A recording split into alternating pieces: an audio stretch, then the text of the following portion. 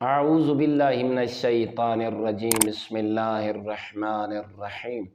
اللہم صلی علی محمد وآل محمد۔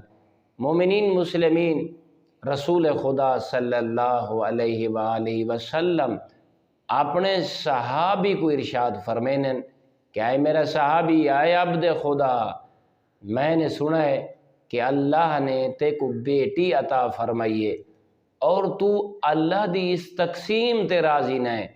اللہ نے جو کچھ تے کو عطا فرمائے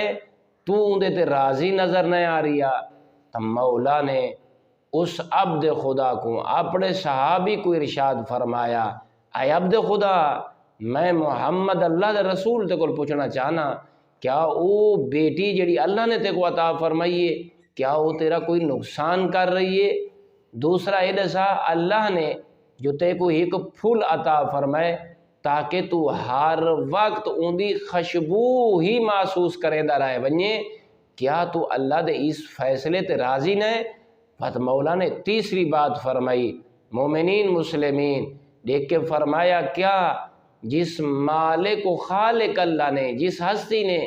تے کو ایک بیٹی نصیب فرمائیے، کیا وہی اپنے مخلوق دی روزی دا ضامن ہے یا تو دی روزی دا ضامن ہے؟ اور چوتھی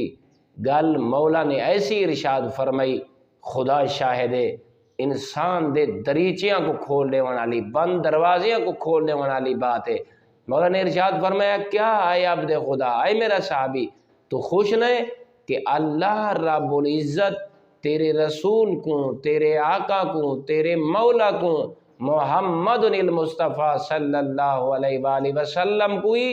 ایک دختر، ایک بیٹی نعمت دے طور تے نصیب فرمائی۔ اللہ اکبر والحمد للہ رب العالمین۔